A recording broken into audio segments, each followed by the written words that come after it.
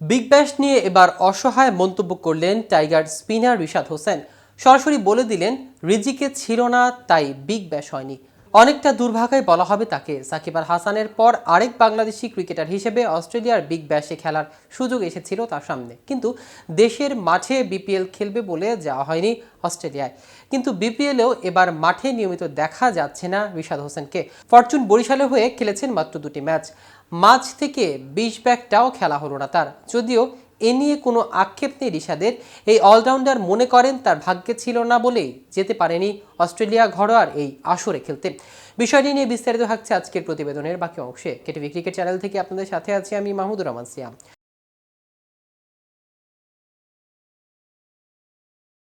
গত বছরের 35 উইকেট নেওয়া এই বোলার এবার বিপিএল এর শুরুটা হয় ডগ আউটের থেকে। ফরচুন বরিশালে 4 ম্যাচ খেলেছে, তিনি খেলেছেন মাত্র 2টি। অবশ্য গতকাল মঙ্গলবার সুযোগ পেয়েই তুলে নিয়েছেন 3 উইকেট। সিলেটে সুযোগ পেয়েই কাজে লাগানো এই স্পিনার বুঝতে পারছেন কেন তাকে রাখা হয়নি দলে। রিশাদ বলেছেন, দেখুন, টিমের সমন্বয়ের জন্য বাইরে ছিলাম আমি, আমার অতটা অস্বস্তি লাগেনি। টিমের জন্য যা দরকার তাই হবে এটাই ভেবেছি। বিগ ব্যাশে হোভার্ড হ্যারিকেন্সের হয়ে খেলতে না পারা নিয়েও তার আক্ষেপ নেই। তিনি বলেন, আমি আগেই বলেছি কোনো কিছুই নিয়ে আক্ষেপ করি না, যেদিন যেটা থাকে সেটা নিয়ে কাজ করতে চাই। বিপিএল চলছে, এখন বিপিএল নিয়েই চিন্তা করছি। বিগ ব্যাশ হয়নি, রিজিকে ছিল না, পরের বার হবে ইনশাল্লাহ। ঢাকা পর্বে সুযোগ পাননি, সিলেটে পেলেন। ফের যদি বাদ পড়েও যান, এ নিয়ে আক্ষেপ নেই রিশাদের।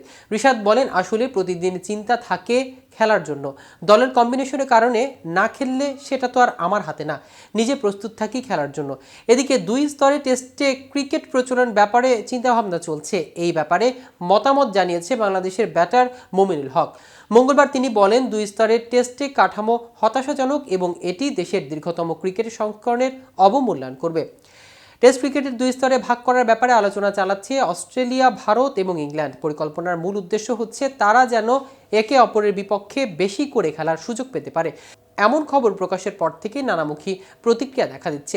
3 মোড়লে সম্প্রতি এই পরিকল্পনার খবর নিয়ে সংবাদ প্রকাশ করেছে সিডনি মর্নিং হেরাল্ড। সেই খবরে বলা হয়েছে, এই পরিকল্পনা বাস্তবায়নের উদ্দেশ্যে আইসিসির চেয়ারম্যান ও ভারতীয় ক্রিকেট বোর্ডের প্রতিনিধি জয় শাহ খুব শিগগিরই অস্ট্রেলিয়া ও ইংল্যান্ডের প্রতিনিধি দলের সঙ্গে সাক্ষাৎ করবেন। এই ইস্যুতে কথা বলেছেন মুমিনুল। বাংলাদেশের অন্যতম সেরা টেস্ট ব্যাটার বলেছেন, এটা আমার জন্য হতাশার। সত্যি বলতে আমি কোনো দলকে ছোট করতে চাই না, কিন্তু আমি নিশ্চিত না নিচু স্তরে কোনো প্রক্রিয়া অনুসরণ করা হবে। আমি জানি না আমরা যদি দ্বিতীয় স্তরে ভালো খেলি তাহলে প্রথম স্তরে উঠতে পারবো কিনা। তো ভিউয়ার্স, ভিডিওটি সম্পর্কে আপনাদের কোনো মতামত থাকলে আমাদের কমেন্ট করে জানাতে পারেন। সাথে সাথে নিয়মিত ক্রিকেট আপডেট পেতে কেটিভি ক্রিকেটের সাথে থাকুন। ধন্যবাদ সবাইকে।